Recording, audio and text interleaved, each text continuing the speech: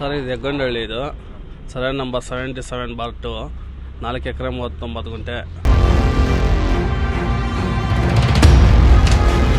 ಅವ್ರು ಬುಲಾರ ಕಾರಲ್ಲಿ ಬಂದು ಸಾಯಿಸಕ್ಕಂದ್ಬಿಟ್ಟೆ ಪ್ರಯತ್ನ ಪಟ್ಟು ಮತ್ತೆ ಕೆಳಗಡೆ ಬಿದ್ದಾಗ ಮತ್ತೆ ಕಾಲಿಗೆಲ್ಲ ಹೊಡೆದು ಫಸ್ಟ್ ತಲೆಗೆ ಹಾಕಕ್ಕೆ ಬರ್ತಾನೆ, ಆಮೇಲೆ ನಾನು ಕೈ ಅಡ್ಡ ಹಾಕ್ತೀನಿ. ಕೈ ಅಡ್ಡ ಹಾಕಕ್ಕೆ ಬಂದಾದ್ಮೇಲೆ ಆಮೇಲೆ ಕೈಗೆ ಏಟು ಬೀಳ್ತಾ ಇದೆ. ನಮ್ಮ ಅಣ್ಣವ್ರಿಗೆ 2 ಎಕರೆ 17 ಗುಂಟೆ ನಮ್ಮ ಅಣ್ಣವ್ರಿಗೆ ಸಂಬಂಧಪಟ್ಟಿದ್ದು. ಎಲ್ಲಪ್ಪ ಮತ್ತು ಅವ್ರ ಮಗ ಅಂಜನ. ನಮ್ಮ ಜಮೀನು ಏನು ಮ್ಯಾನ್ಪ್ಲೇಟ್ ಮಾಡಿದಾರೆ ದಾಖಲೆಗಳು ಆ ವಿಚಾರವಾಗೆಲ್ಲ ಕೊಟ್ಟು ಅದನ್ನು ನಕಲಿ ದಾಖಲೆಗಳಂತ ರೆವಿನ್ಯೂ ಇಲಾಖೆಯಿಂದ ಪ್ರೂವ್ ಮಾಡಿ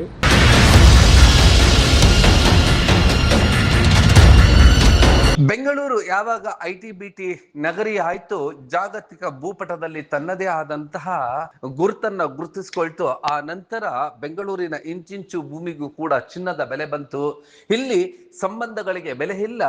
ಹೊನ್ನು ಮಣ್ಣು ಹೆಣ್ಣಿಗಾಗಿ ಹೊಡೆದಾಡ್ಕೊಳ್ತಾರೆ, ಸಾಮ್ರಾಜ್ಯಗಳ ಹೋದ್ವು ಅನ್ನೋದಕ್ಕೆ ಬೆಂಗಳೂರಿನಲ್ಲಿ ಚಿಕ್ಕ ಚಿಕ್ಕ ಜಾಗಗಳಿಗೂ ಕೂಡ ಬಡಿದಾಟಗಳು ನಡೆಯುತ್ತೆ. ಇದು ಕಳೆದ 10 ವರ್ಷಗಳಿಂದಲೂ ಕೂಡ ಇಲ್ಲೊಂದು ಭೂಮಿಗಾಗಿ ಕಾದಾಟಗಳು ನಡೀತಾ ಇದೆ.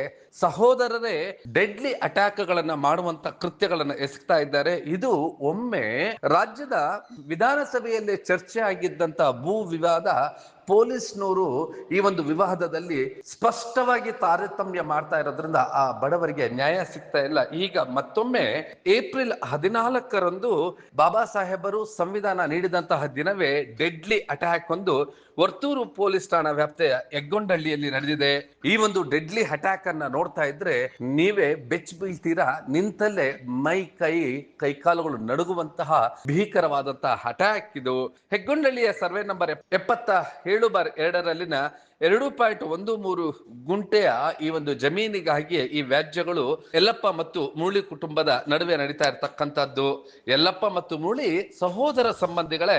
ಈ ಒಂದು ಮುರಳಿಯ ಮೇಲೆ ತೀವ್ರವಾದಂತಹ ಡೆಡ್ಲಿ ಅಟ್ಯಾಕ್ ಅನ್ನ ಯಲ್ಲಪ್ಪನ ಬೆಂಬಲಿಗರು ಮತ್ತು ಯಲ್ಲಪ್ಪ ಅವರು ನಡೆಸಿದ್ದಾರೆ. ಇವರು ಇಂದು ಜೀವ ಭಯದಲ್ಲಿಯೇ ಮುರಳಿರವರ ಕುಟುಂಬ ಬದುಕನ್ನ ನಡೆಸ್ತಾ ಇದೆ. ಈ ಒಂದು ಸಂದರ್ಭದಲ್ಲಿ ಮುರಳಿಯ ಮೇಲೆ ಅಟ್ಯಾಕ್ ಆದಂತ ಸಂದರ್ಭದಲ್ಲಿ ಸಹೋದರ ಬಿಡಿಸಲು ಹೋದಂತ ಸಂದರ್ಭದಲ್ಲಿ ಅವರ ಮೇಲೂ ಕೂಡ ಅಟ್ಯಾಕ್ ಆಗಿದೆ. ಕೈ ಕಾಲುಗಳು ಮುರಿದಿವೆ. ಈಗ ಆಸ್ಪತ್ರೆಯಿಂದ ಬಂದ ಮೇಲೂ ಕೂಡ ಮತ್ತೊಮ್ಮೆ ಅಟ್ಯಾಕ್ ಆಗಿದೆಯಂತೆ. ಈ ಒಂದು ಅಟ್ಯಾಕ್ ನ ಬಗ್ಗೆ ಖುದ್ದು ಹಲ್ಲೆಗೆ ಒಳಗಾಗಿರ್ತಕ್ಕಂತಹವರು ವಿವರಣೆಗಳನ್ನು ಹಂಚಿಕೊಳ್ಳೋದು, ಅದೆಲ್ಲವನ್ನು ಕೂಡ ನೋಡೋಣ ಬನ್ನಿ.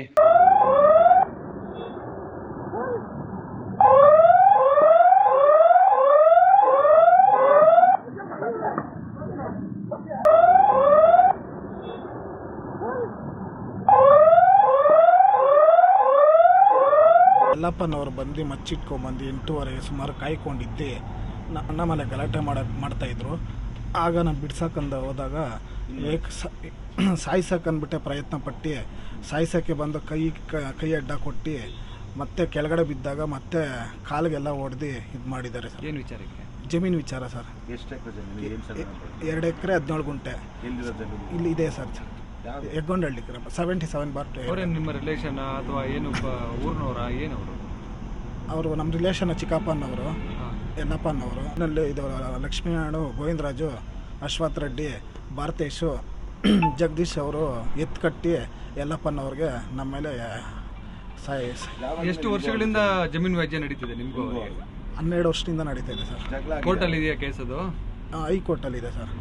ಹೈಕೋರ್ಟಲ್ಲಿ ಇದ್ರೂ ಕೂಡ ಇವತ್ತು ಇಲ್ಲಿ ಬಂದು ಗಲಾಟೆ ಮಾಡಿದ್ದಾರೆ ಸರ್. ಪೊಸಿಷನ್ ಯಾರಿದ್ದಾರೆ? ಪೊಸಿಷನ್ ನಾವೇ ಇದ್ದೀರಿ ಸರ್. ನಮ್ಮ ಅಣ್ಣವ್ರು ಇದ್ದಾರೆ. ಓಕೆ, ಆ ಜಮೀನು ನಮಗೆ ಬರಬೇಕು ಅಂತಾನೆ? ನಮ್ಮ ಅಣ್ಣವ್ರಿಗೆ 2 ಎಕರೆ 17 ಗುಂಟೆ ನಮ್ಮ ಅಣ್ಣವ್ರಿಗೆ ಸಂಬಂಧಪಟ್ಟಿದ್ದು. ಯಲ್ಲಪ್ಪ ಮತ್ತು ಅವ್ರ ಮಗ ಅಂಜನ ಇಬ್ಬರೇ ಸರ್. ಅವ್ರು ಬುಲಾರ ಕಾರಲ್ಲಿ ಬಂದು ಏಕಾಏಕಿ ಏನಾದರೂ ಮಾತುಕತೆಗೆ ಬಂದಿದ್ರೆ ಏಕಾಏಕಿ ಅಲ್ಲೇ ಮಾಡಕ್ಕೆ ಅಂದ್ಬಿಟ್ಟೆ ಬಂದಿದ್ರು ಸರ್. ಸುಮಾರು 2 ದಿನದಿಂದ ಅಲ್ಲೇ ಮಾಡೋಕ್ಕೆ ಪ್ರಯತ್ನ ಪಟ್ಟಿದ್ರು. ಇದಕ್ಕಿಂತ 10 ದಿನದಿಂದ FIR ಆಗಿರುತ್ತೆ ಸರ್ ಅವ್ರ ಮೇಲೆ, ಯಲ್ಲಪ್ಪನವ್ರ ಮೇಲೆ. ಇದೇ ಜಮೀನು ವಿಚಾರಕ್ಕೆ ಗಲಾಟೆ ಮಾಡಕ್ಕೆ ಅಂದ್ಬಿಟ್ಟೆ ಬಂದಿದ್ರು. ಅದಕ್ಕೆ ವರ್ತೂರು ಸ್ಟೇಷನಲ್ಲಿ ಕಂಪ್ಲೇಂಟ್ ಆಗಿತ್ತು. ಅದೇ ವಿಚಾರಕ್ಕೆ ಬಂದು ಮತ್ತೆ ಇದನ್ನ ಸೇರಿಸ್ಕೊಂಡು ನೀವು ಕಂಪ್ಲೇಂಟ್ ಕೊಟ್ಟಿದ್ದಂತ ಬಂದು ನಿಮಗೆ ಗಲಾಟೆ ಮಾಡಿದ? FIR ಆಗಿತ್ತು. FIR ಆದಮೇಲೆ ಬಂದು ಮತ್ತೆ ಇನ್ನೊಂದ್ಸರಿ ಗಲಾಟೆ ಮಾಡಿ ಮಚ್ಚೆತ್ಕೊಂಡ್ಬಂದು ಈ ಥರ ಮಾಡಿರೋದು. ಹಬ್ಬಬ್ಬಾ, ನಿಮ್ಮ ಮೈ ಕೈ ನಡುಗ್ತಾ ಇಲ್ವಾ? ನಮಗಂತೂ ನಡುಗ್ತಿದೆ ರೀ. ಇಲ್ಲಿನ ಹೊರ್ತೂರು ಪೊಲೀಸ್ನವರ ಸ್ಪಷ್ಟವಾದಂತಹ ನಿರ್ಲಕ್ಷ್ಯದಿಂದ. ಹಾಗೆಯೇ ಒಂದು ಕಡೆ ಇವರು ವಕಾಲತ್ತು ವಹಿಸ್ತಾ ಇರೋದ್ರಿಂದ ಮುರಳಿ ಕುಟುಂಬಕ್ಕೆ ನ್ಯಾಯ ಸಿಗ್ತಿಲ್ಲ ಎನ್ನುವಂಥದ್ದು ಇವರ ಆರೋಪವಾಗಿದೆ. ಈಗಾಗಲೇ ಇದು 2022ರಲ್ಲಿ ಒಮ್ಮೆ ರಾಜ್ಯ ವಿಧಾನಸಭೆಯಲ್ಲೂ ಕೂಡ ಚರ್ಚೆ ಆಗಿತ್ತು. ಈ ಒಂದು ಭೂ ವಿವಾದ ಅಲ್ಲಿ ಕೂಡ ಚರ್ಚೆ ಆಗಿತ್ತು. ಇಲ್ಲೊಂದು ಕಡೆ ಒಬ್ಬ ಇನ್ಸ್ಪೆಕ್ಟರ್, ಅಂದ್ರೆ ಅಂದು ಸರ್ಜಾಪುರ ಪೊಲೀಸ್ ಠಾಣೆಯಲ್ಲಿದ್ದಂತಹ ಮಂಜುನಾಥ್ ಅನ್ನುವಂತ ಇನ್ಸ್ಪೆಕ್ಟರ್ ಅಲ್ಲಿ ಹೋಗಿ ದರ್ಪ ಮೆರೆಯೋದಕ್ಕೆ ಹೋದಂತ ಸಂದರ್ಭದಲ್ಲಿ ಇಡೀ ಆನೇಕಲ್ ತಾಲೂಕಿನ ಎಲ್ಲ ದಲಿತ ಪರ ಸಂಘಟನೆಗಳು ಈ ಮುರಳಿ ಕುಟುಂಬದ ಬೆನ್ನಿಗೆ ನಿಂತಿದ್ದವು. ಆದ್ರೆ ಈಗ ಆ ವ್ಯಾಜ್ಯ ಇನ್ನೂ ಇತ್ಯರ್ಥ ಆಗಿಲ್ಲ. ಈಗಲೂ ಕೂಡ ಭೂ ಮಾಫಿಯಾಗಳು ಕೆಲಸ ಮಾಡ್ತಿದೆ. ಅದಕ್ಕಾಗಿಯೇ ಈ ಮುರಳಿ ಕುಟುಂಬ ಆತಂಕದಲ್ಲಿ ಬದುಕುವಂತ ಪರಿಸ್ಥಿತಿ ಬಂದಿದೆ. ಮುರಳಿ ಅವರು ಪ್ರತಿನಿತ್ಯವೂ ಕೂಡ ಜೀವ ಭಯದಲ್ಲೇ ಇದ್ದಾರೆ. ಇನ್ನು ಈ ಯಲ್ಲಪ್ಪರವರ ಬೆನ್ನಿಗೆ ನಿಂತಿರ್ತಕ್ಕಂಥದ್ದು ಇಡೀ ಷಡ್ಯಂತ್ರದ ರೂವಾರಿ ಅಂತೇಳಿ ಅಶ್ವಥ್ ರೆಡ್ಡಿ ಅಂತ ಹೇಳಲಾಗ್ತಾ ಇದೆ. ಈ ಅಶ್ವಥ್ ರೆಡ್ಡಿ ಹಾಗೆ ಈ ಒಂದು ಯಲ್ಲಪ್ಪನವರ ಭಯದಿಂದ ಈ ಒಂದು ಕುಟುಂಬ ಭೀತಿಯಲ್ಲೇ ಬದುಕುವಂತಾಗಿದೆ. ಇದರ ಬಗ್ಗೆ ಇನ್ನಷ್ಟು ವಿವರಣೆಗಳನ್ನ ನೋಡೋಣ ಬನ್ನಿ. ಸರ್, ಇದು ಹೆಗ್ಗೊಂಡಳ್ಳಿ, ಇದು ಸರ್ವೆ ನಂಬರ್ 77/2, 4 ಎಕರೆ 39 ಗುಂಟೆ. ಜಗಳ ಬಂದು 10ನೇ ತಾರೀಕು ಇಲ್ಲಿ JCB ಎತ್ಕೊಂಡ್ಬಂದು ಯಲ್ಲಪ್ಪ ಜಗಳ ಮಾಡ್ತಾನೆ ಇಲ್ಲಿ. ಅದಕ್ಕೆ ಕಂಪ್ಲೇಂಟ್ ಕೊಟ್ಟಿರ್ತೀವಿ, ದೂರು ಕೊಟ್ಟಿರ್ತೀರಿ ಹೊರ್ತು ಸ್ಟೇಷನಲ್ಲಿ. ಅವರು ಬಂದಿಲ್ಲ. ಅವರು 4ನೇ ತಾರೀಕು ಬೆಳಿಗ್ಗೆ 8:15 ಬಂದು ಇಲ್ಲಿ ಕಾರ್ ಹಾಕ್ಕೊಂಡು ಇರ್ತಾರೆ. ನಾನು ಕ್ಯಾಮ್ರಾದಲ್ಲಿ ನೋಡ್ತೀನಿ. ಆಮೇಲೆ ನೋಡಿದಾದ್ಮೇಲೆ ಜಾಗಕ್ಕೆ ಬರ್ತೀನಿ. ಬಂದಾದಮೇಲೆ ಯಲ್ಲಪ್ಪ ಅವ್ರ ಮಗ ಏನು ಮಾಡ್ತಾರೆ, ನಾನು 2 ವೀಲರ್ ನಿಲ್ಸ್ಕೊಂಡಿರ್ತೀನಿ. ಇಲ್ಲಿ ನಿಲ್ಸ್ಕೊಂಡಿದ್ದಾಗ ಬಂದು ಜಗಳ ಮಾಡ್ತಾರೆ ಯಲ್ಲಪ್ಪ. ಆವಾಗ ಅರುಣ ಅನ್ನೋ ಹುಡುಗ ಬರ್ತಾನೆ ಇಲ್ಲಿ, ನಮ್ಮ ಚಿಕ್ಕಪ್ಪ ಮಗ. ಬಂದಾಗ ಅವಾಗ ಯಲ್ಲಪ್ಪ ಏನು ಮಾಡ್ತಾನೆ, ಕಾರಿಂದ ಮುಚ್ಚೆತ್ಕೊಂಬಂದು ಫಸ್ಟ್ ತಲೆಗೆ ಹಾಕೋಕೆ ಬರ್ತಾನೆ. ಆಮೇಲೆ ನಾನು ಕೈ ಅಡ್ಡ ಹಾಕ್ತೀನಿ. ಕೈ ಅಡ್ಡ ಹಾಕೋಕೆ ಬಂದಾದಮೇಲೆ ಆಮೇಲೆ ಕೈಗೆ ಏಟು ಬೀಳ್ತೈತೆ. ಆಮೇಲೆ ಅರುಣ ಅನ್ನೋವನಿಗೆ ಹೆಂಗೆ ಸಿಗ್ತೈತೆ ಹಂಗೆ ತಲೆಗೆ ಹಾಕೋಕೆ ಬಂದ. ಅವನು ತಪ್ಪಿಸ್ಕೊಂಡು ಕೈ ಅಡ್ಡ ಎಲ್ಲ ಕೊಟ್ಟ. ಆಮೇಲೆ ಕೆಳಗೆ ಬಿದ್ದಾಗ ಕಾಲಿಗೆ ಎಲ್ಲ ಹೊಡಿತಾನೆ. ಯಾರೋ ಯಲ್ಲಪ್ಪನವನು ಮಗನೂ ದೊಣ್ಣೆ ಎತ್ಕೊಂಡು ಕತ್ತತ್ರ ಇವೆಲ್ಲ ಹೊಡಿತಾನೆ. ಆಮೇಲೆ ಏನು ಮಾಡ್ತಾರೆ ಅವರು, ನಾನೇನು ಮಾಡ್ತೀನಿ, ಹಿಂಗೆ ಹೋಗ್ಬಿಡ್ತೀನಿ ಈ ಕಡೆ ಸೈಡ್ಗೆ. ಅವ್ರೇನು ಮಾಡ್ತಾರೆ, ಕಾರ್ ಸ್ಟಾರ್ಟ್ ಮಾಡ್ಕೊಂಡು ಅವರೇ ಹೋಗ್ಬಿಡ್ತಾರೆ. ಇವರು ಹಾಸ್ಪಿಟ್ಲಿಗೆ ಹೋಗಿರ್ತಾರೆ. ಇದು ಆಮೇಲೆ ಇದು ಹೊರ್ತು ಸ್ಟೇಷನಲ್ಲಿ ಕಂಪ್ಲೇಂಟ್ ಕೊಟ್ಟಿರ್ತಾರೆ. ಯಾರ ಮೇಲೆ? ಯಲ್ಲಪ್ಪ ಅವ್ರ ಮಗ ಮೇಲೆ. ಏನು ಅವ್ರ ಮಗನ ಹೆಸರು? ಅಂಜನ್. ಆಮೇಲೆ ಕಂಪ್ಲೇಂಟ್ ಕೊಟ್ಟಾಗ ಇದು ನಾನು ಹೋಗಿ ಸಂಜೆ ಸಲ ಅಡ್ಮಿಟ್ ಆಗ್ತೀನಿ. ಆಮೇಲೆ ಪೊಲೀಸರೆಲ್ಲ ಬರ್ತಾರೆ, ಇವೆಲ್ಲ ಇಸ್ಕೊಂತಾರೆ. ನಾವು ಏನು ಸ್ಟೇಟ್ಮೆಂಟ್ ಹೇಳ್ತಾರೆ ಇವೆಲ್ಲ. ಇವ್ರಿಗೆ ಬಂದು ಬ್ಯಾಕ್ ಸಪೋರ್ಟ್ ಬಂದು ಗೋವಿಂದರಾಜು, ಅಶ್ವಥ್ ರೆಡ್ಡಿ, ಭಾರತೇಶು, ಜಗದೀಶು ಇವರು ಇದು ಮಾಡ್ತಾರೆ, ಬ್ಯಾಕ್ ಸಪೋರ್ಟ್ ಮಾಡ್ತಾರೆ ಇವರು. ಈ ನಮ್ಮ ತಂದೆನ ಬಂದು 2010 ಪ್ಲ್ಯಾನ್ ಮಾಡಿ ಅಸ್ಟೆಂಡ್ ಮಾಡಿ ತಿರ್ಸ್ತಾರೆ ಅವರು. ಯಾರೋ ಯಲ್ಲಪ್ಪ ಇವರೆಲ್ಲ ಸರಿ ಟೀಮ್ ಇವರು. ಆಮೇಲೆ ಬಂದು ನಾವೇನು ಮಾಡ್ತೀರಿ, ಎಲ್ಲ ಆಯೋಗದಲ್ಲಿ ಕೇಸು ಇವೆಲ್ಲ ಇದೆ, ನಮ್ಮ ಕಡೆ ಆಗಿದೆ ಆಯೋಗದಲ್ಲಿ. ಇಷ್ಟೆಲ್ಲ ಆಗಿ ಕೂಡ ಸರ್ಜಾಪುರ ಸ್ಟೇಷನ್ ಆಗಲಿ, ಹೊರ್ತು ಸ್ಟೇಷನ್ ಆಗಲಿ, ಆಮೇಲೆ ಇದು ಕಮಿಷನರ್ ಆಫೀಸು ಇವೆಲ್ಲ ನಾವು ದೂರು ಕೊಡ್ತೀರಿ. ಆದರೆ ನಮಗೆ ಪೊಲೀಸಿಂದ ರಕ್ಷಣೆ ಏನಿಲ್ಲ. ಎಲ್ಲ ಅವ್ರ ಕಡೆನೇ ಇದ್ದಾರೆ ಸರ್ ಇವೆಲ್ಲ ಟೀಮ್ ಎಲ್ಲ ಫುಲ್ಲು.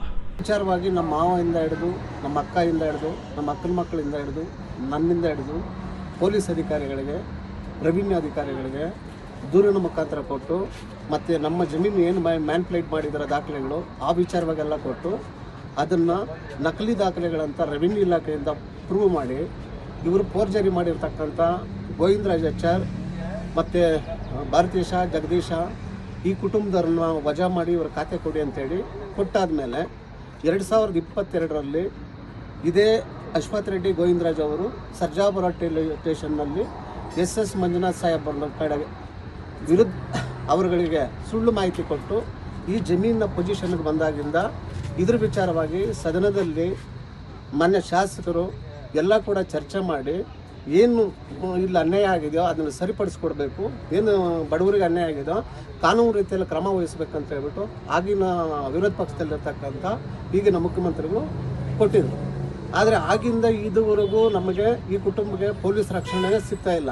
ನಾವು ಎಲ್ಲ ರಾಜ್ಯಪಾಲರಿಂದ ಹಿಡಿದು ಮುಖ್ಯಮಂತ್ರಿಯಿಂದ ಪಂಚಾಯಿತಿ VAವರೆಗೂ ಈ ಜಮೀನು ವಿಚಾರವಾಗಿ ಎಲ್ಲರಿಗೂ ತಿಳಿಸಿದ್ರು ಕೂಡ ಇತ್ತೀಚೆಗೆ ಮಾರ್ಚ್ 11 ಮತ್ತು 12ನೇ ತಾರೀಕು ನಮ್ಮ ಕುಟುಂಬದವ್ರ ಮೇಲೆ ಜೀವ ಅಪಾಯ ಐತೆ, ಗಲಾಟೆ ಮಾಡ್ತಾರೆ, ಸಾಯಿಸ್ತಾರೆ ಅನ್ನೋ ಒಂದು ಮುನ್ಸೂಚನೆ ಗೊತ್ತಿದ್ದು ಕೂಡ ಯಾಕಂದರೆ ಗಾಡಿಗಳಲ್ಲಿ ಗುದ್ದೋದು, ದೌರ್ಜನ್ಯ ಮಾಡೋದೆಲ್ಲ ಕೂಡ ಗೊತ್ತಿದ್ರು ಕೂಡ ನಾವು ಕಮಿಷನರ್ ಸಾಹೇಬರಿಗೆ ಮತ್ತು ACP ಸಾಹೇಬರಿಗೆ ಗಮನಕ್ಕೆ ತಗೊಂಡೋಗಿ ಆಯೋಗದ ಗಮನಕ್ಕೂ ತಗೊಂಡು ಹೋಗ್ತಾರೆ. ಆಯೋಗದಿಂದ ACP ಸಾಹೇಬರಿಗೆ ಮತ್ತು DCP ಸಾಹೇಬರಿಗೆ ಈ ಕುಟುಂಬದವರಿಗೆ ಪ್ರಾಣಾಪಾಯ ಇದೆ, ಅವರಿಗೆ ರಕ್ಷಣೆ ಕೊಡಿ ಅಂತ ಹೇಳ್ಬಿಟ್ಟು ನಿರ್ದೇಶನ ಕೊಟ್ಟು ಆಯೋಗದಿಂದ ಲೆಟರ್ ಕೂಡ ಕೊಟ್ಟಿರ್ತಾರೆ. ಆದರೂ ಅವತ್ತು ACP ಸಾಹೇಬರು DCP ಸಾಹೇಬರು ಏನಾದರೂ ಗಮನ ಹರಿಸಿ ಕಾನೂನಿನ ಮೇಲೆ ಕ್ರಮ ತಗೊಂಡಿದ್ರೆ ಯಲ್ಲಪ್ಪ ಮತ್ತು ಗೋವಿಂದರಾಜ್ ಅವ್ರ ಮೇಲೆ, ನಮ್ಮ ಬಾಮೈದ್ನದ ಮುರಳಿ ಮತ್ತು ಅರುಣ್ ಮೇಲೆ ಈ ರೀತಿ ಘಟನೆ ಆಗ್ತಾ ಇರಲಿಲ್ಲ. ಹಾಗೆ ಅದಾದ ನಂತರ ಮತ್ತೆ ಅವರು ಬಂದು ಏಪ್ರಿಲ್ 10ನೇ ತಾರೀಕು ನಮ್ಮ ಬಾಮೈದ್ ಮೇಲೆ, ನಾಗರಾಜ್ ಮೇಲೆ, ಮುರಳಿ ಮೇಲೆ, ಅರುಣ್ ಮೇಲೆ ಗಲಾಟೆ ಮಾಡಿ ಆವಾಗ ಕಂಪ್ಲೇಂಟ್ ಕೊಡ್ತೀವಿ ವರ್ತೂರು ಸ್ಟೇಷನಲ್ಲಿ. ಕೊಟ್ಟಾದ ಮೇಲೆ ಕೂಡ ನಾನು ಆವಾಗೂ ಕೂಡ ಈ ಯಲ್ಲಪ್ಪನ ಮೇಲೆ ಬೇರೆ ಇವರುಗಳ ಮೇಲೆ ಕ್ರಮ ತಗೊಳ್ಳಲ್ಲ. ನಾವು ಎಷ್ಟೇ ಬಾರಿ ಗೋವಿಂದರಾಜು, ಯಶವಂತ್ ರೆಡ್ಡಿ, ಲಕ್ಷ್ಮೀನಾರಾಯಣ, ಭಾರತೀಶ್ ಅವ್ರ ಮೇಲೆ ದೂರುಗಳು ಎಷ್ಟೇ ಸಾರಿ ಪ್ರಕರಣಗಳು ಕೊಟ್ಟರು ಕೂಡ ನಾನು ಯಾವ ಇಂಪ್ಲೂಯೆನ್ಸ್ ಮಾಡ್ತಾ ಇದ್ದಾರೆ ಏನೋ ಗೊತ್ತಿಲ್ಲ, ಅವ್ರ ಮೇಲೆ ಯಾವುದೇ FIR ಕೂಡ ಮಾಡ್ತಾ ಇಲ್ಲ. ಒಟ್ನಲ್ಲಿ ಈ ರೀತಿ ಭೀಕರವಾದ ಅಟ್ಯಾಕ್ ಆದ ನಂತರವಾದರೂ ಪೊಲೀಸ್ನವರು ಇವರಿಗೆ ನ್ಯಾಯ ಒದಗಿಸಲು ಅಥವಾ ಇವರು ಕೊಟ್ಟಂತ ದೂರನ್ನ ದಾಖಲಿಸಿ ಆರೋಪಿಗಳನ್ನ ವಶಕ್ಕೆ ಪಡೆದ್ರ, ಕೇವಲ ಕಾಟಾಚಾರಕ್ಕೆ ದೂರನ್ನ ದಾಖಲಿಸಿದ್ದಾರಂತೆ, ಯಾರ ಮೇಲೂ ಕೂಡ ಕ್ರಮ ಆಗಿಲ್ಲ ಎನ್ನುವಂಥದ್ದು ಕುಟುಂಬದ ಅಹವಾಲಾಗಿದೆ. ಈ ಒಂದು ವ್ಯಾಜ್ಯ ನಿಮ್ಮ ಬ್ಲೂಮ್ ಟಿವಿಯಲ್ಲಿ ವಿಸ್ತಾರವಾಗಿ ವರದಿಗಳು ಪ್ರಸಾರವಾಗಲಿದೆ, ಕಾದು ನೋಡ್ತೀರಿ.